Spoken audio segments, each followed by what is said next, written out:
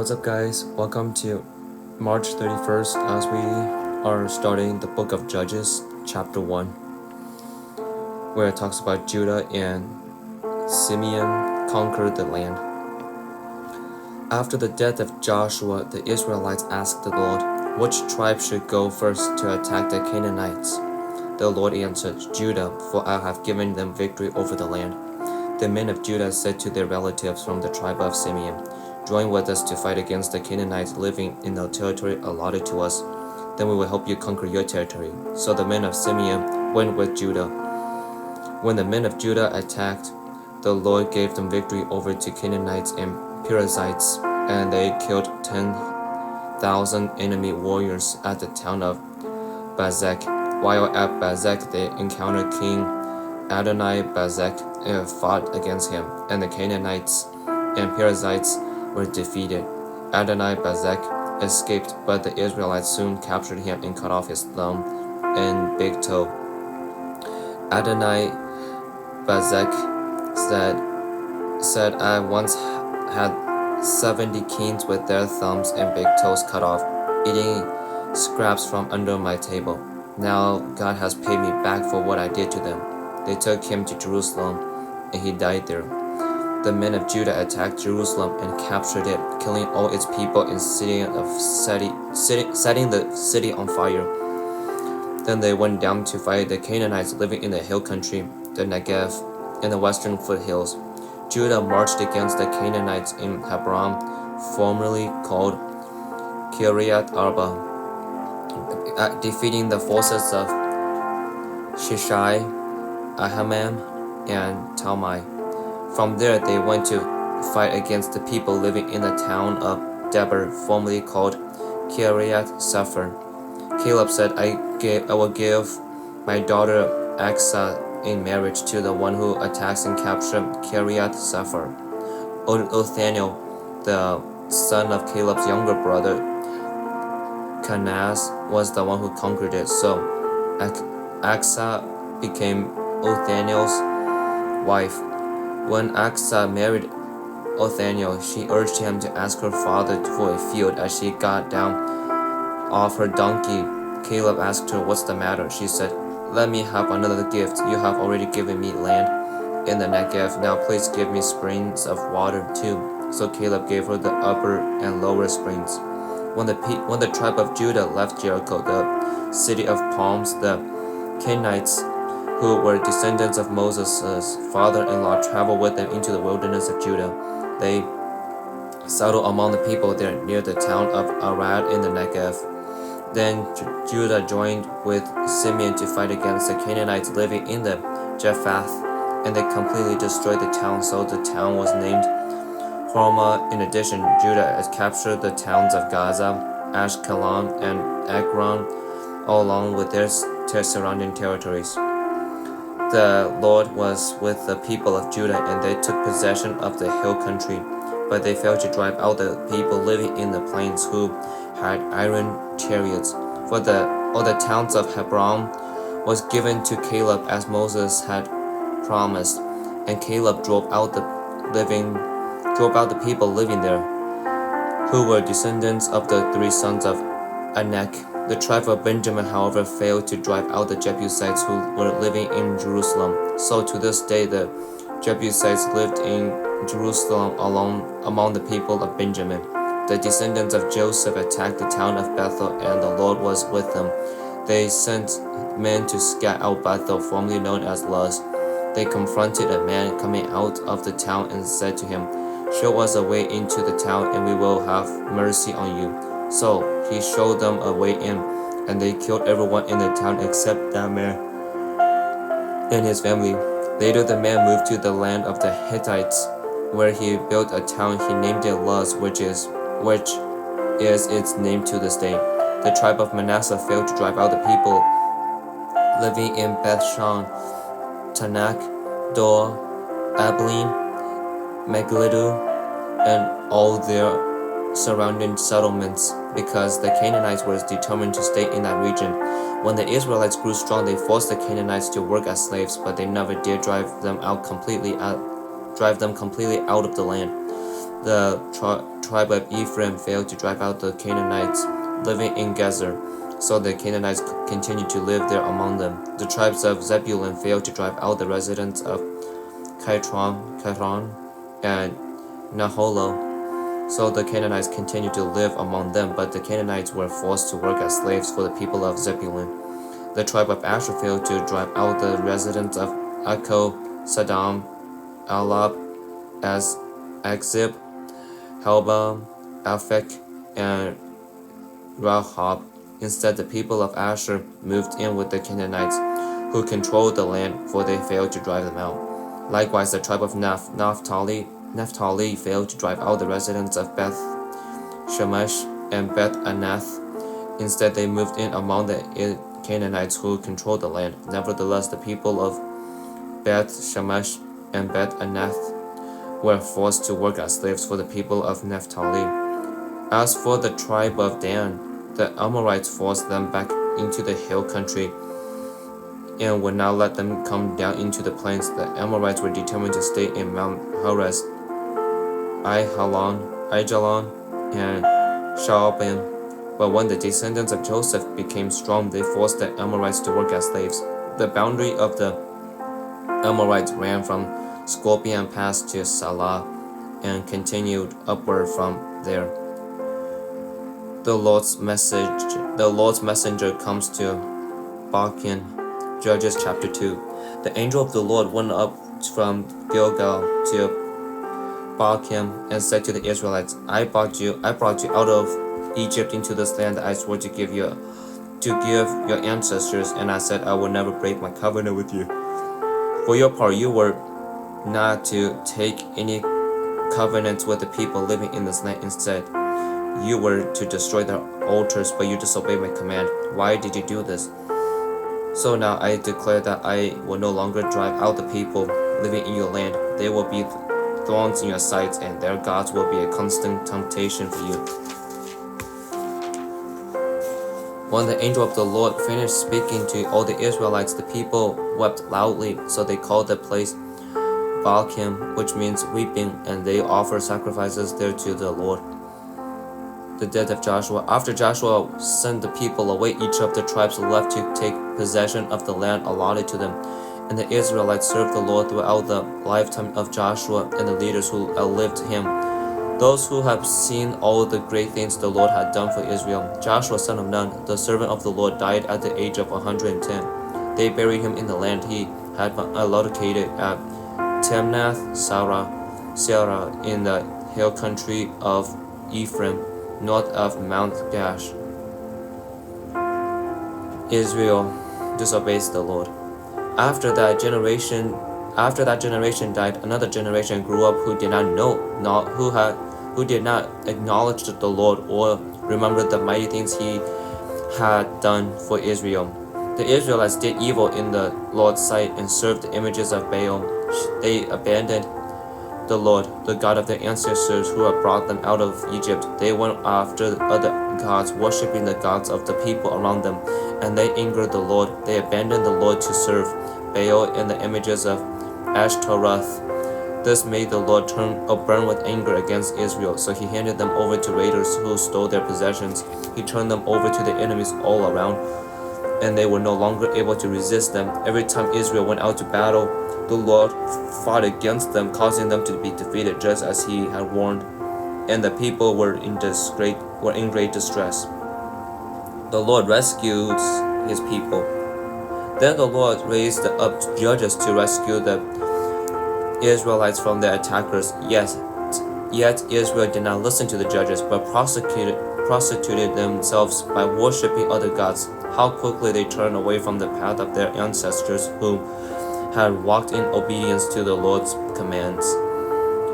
Whenever the Lord raised up a judge over Israel, he was with that judge and rescued the people from their enemies throughout the judge's lifetime. For the Lord took pity on his people who were burdened by oppression and suffering. But when the judge died, the people returned to their corrupt ways, behaving worse than those who have lived before them. And they went after the other gods, serving and worshiping them, and they refused to give up their evil practices and stubborn ways. So the Lord burned with anger against Israel. He said, "Because these people have violated my covenant, which I made with their ancestors, and have ignored my commands, I will no longer drive out the nations that Joshua left unconquered when he died. I did this to test Israel, to see whether or not they would follow the ways of the Lord as their ancestors did. That is why the Lord left those nations in place. He did not quickly drive them out or allow Joshua to conquer them at all." The nations left in Canaan. Judges chapter 3. These are the nations that the Lord left in the land to test those Israelites who had not experienced the wars of Canaan. He did this to teach warfare to generations of Israelites who had no experience in battle. These are the nations: the Philistines, who lived under the 5 Philistine rulers, all the Canaanites, the Sidonians, and the Hittites living in the mountains of Lebanon from Mount Baal-Hermon to Lebo Hamath. These people were left to test the Israelites to see whether they would obey the commands the Lord had given to their ancestors through Moses. So the people of Israel lived among the Canaanites, Hittites, Amorites, Perizzites, Hivites, and Jebusites, and they intermarried with them. Israelite sons married their daughters, and Israelite daughters were given in marriage to their sons, and the Israelites served their gods. Othniel becomes Israel's judge. The Israelites did evil in the Lord's sight. They forgot about the Lord their God, and they served the images of Baal and the Asherah poles. Then the Lord burned with anger against Israel, and he turned them over to King Rishathaim of Aram Naharaim, and the Israelites served Kadesh Rishathaim for 8 years. But when the people of Israel cried out to the Lord for help, the Lord raised up a rescuer to save them. His name was Othniel, the son of Caleb's younger brother Kenaz. The Spirit of the Lord came upon him, and he became Israel's judge. He went to war against King Kasham Rishathaim of Aram, and the Lord gave Othniel victory over him. So there were peace in the land for 40 years. Then Othniel, son of Kenaz, died. Ahud becomes Israel's judge. Once again, the Israelites did evil in the Lord's sight, and the Lord gave King Eglon of Moab control over Israel because of their evil. Eglon enlisted the Ammonites and Amalekites as allies, and he went out and defeated Israel, taking possession of Jericho, the cities of palms. And the Israelites served Eglon of Moab for 18 years. But when the people of Israel cried out to the Lord for help, the Lord again raised up a rescuer to save them. His name was Ehud, son of Gera, a left-handed man of the tribe of Benjamin. The Israelites sent Ehud to deliver the tribal money to King Eglon of Moab. So Eglon made a double-edged dagger that was about a foot long, and he strapped it to his right thigh, keeping it hidden under his clothing. He brought the tribe money to Eglon, who was very fat. After delivering the payment, Ehud started home with those who had helped carry the tribe tributes. But when Ehud reached the stone idols near Gilgal, he turned back. He came to Eglon and said, "I have a secret message for you." So the king commanded his servants, "Be quiet," and he sent them out. He sent them all out of the room. Ehud walked over to Eglon, who was sitting alone in a cool upstairs room, and Ehud said, "I have a message from God for you." As King Eglon rose from his seat, Ehud reached with his left hand, pulled out the dagger strapped to his right thigh, and plunged it into the king's belly. The dagger went so deep that the handle disappeared beneath the king's fat. So Ehud did not pull out the dagger, and the king's bowls emptied. Then Ehud closed and locked the doors of the room and escaped down the latrine. After Ehud was gone, the king's servant returned and found the doors of the upstairs room locked. They thought he would be using the latrine in the room, so they waited. But when the king did not come out after a long delay, they became concerned and got a key. And when they opened the keys, they found their master dead on the floor. While the servants were waiting, Ehud escaped passing the stone idols and on his way to Seirah, where he arrived in the hill country of Ephraim.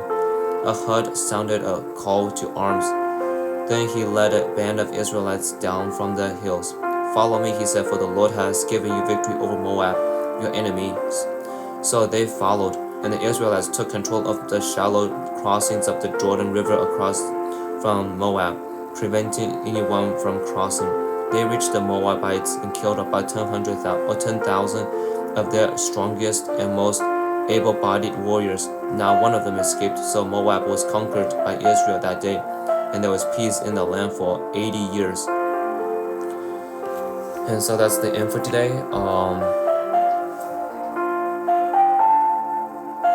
It seems to make a really easy pattern to kind of figure out how the Israelites function. And that is, whenever they have something, whenever they are comfortable with life, they will start sinning. But once they realize that they actually need help from God, God delivers them with a judge and blesses them, and they will be like peace for a little while.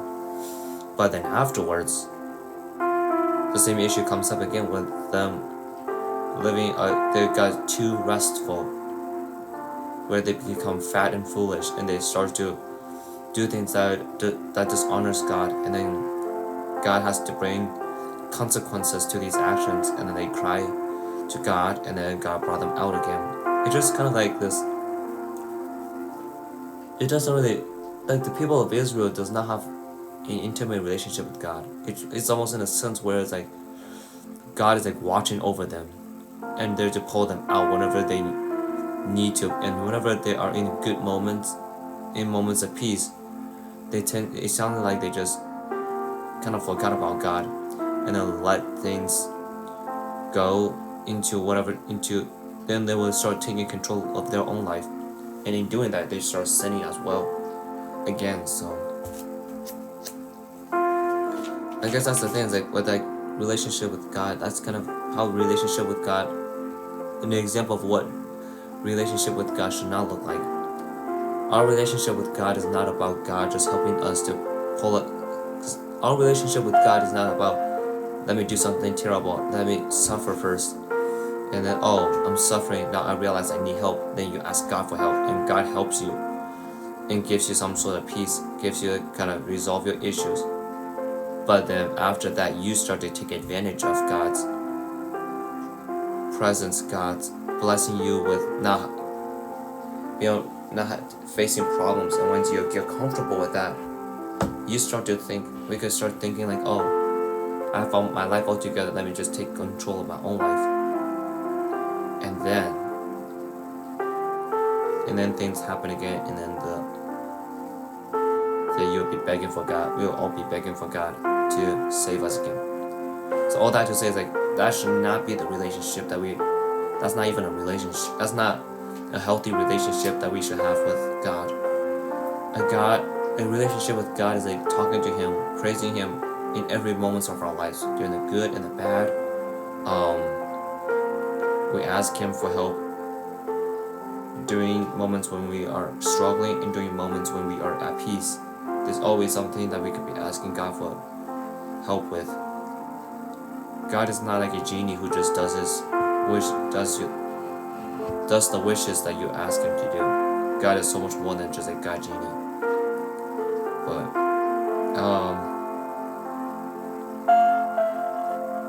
yeah, it's like,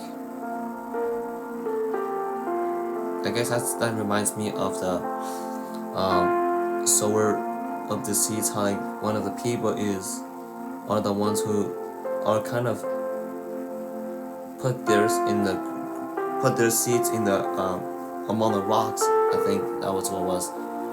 And so when things gets tough, it kind of like mess it, and when things starts to get rough, they abandon that faith, and it rushes into panic mode in a sense, instead of actually truly believing like that God is there, that God is with you, that He's more than just this one view of who you think God is. He's more than just there to help you get yourself out of trouble. But yeah, other than that, I don't have anything else to really add on. It's just kind of something that stood out to me.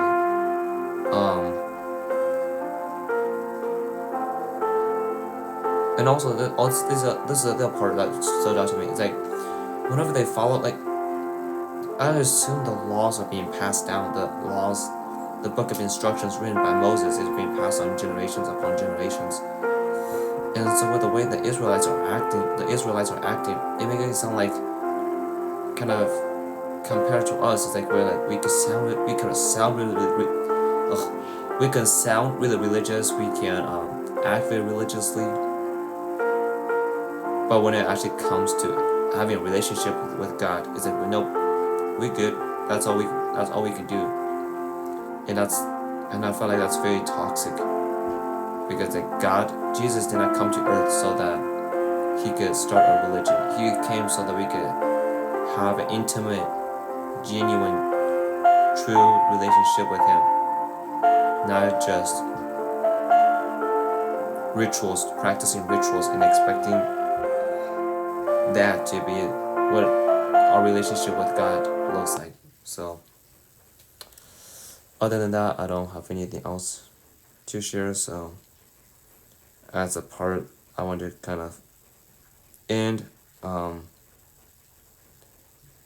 going to do Judges chapter 2 verse 1, where it talks about the angel of the Lord went up from Gilgal to Bochim and said to the Israelites, I brought you out of Egypt into this land that I swore to give your ancestors, and I said I would never break my covenant with you. For your part, you were not to make any covenants with the people living in this land. Instead, you were to destroy their altars. But you disobeyed my command. Why did you do this? And so that's actually Judges chapter 2 verses 1 and 2. So whenever God asks us to change, asking us to walk away from our old lifestyle, He's not just asking us to leave parts of it. He wants us to leave all of it behind, because we are all new creations. When we claim our faith in God, when we claim that we follow Him, that we claim that we want to do our best to follow Him, I don't believe you can follow God and be sinning on purpose at the same time.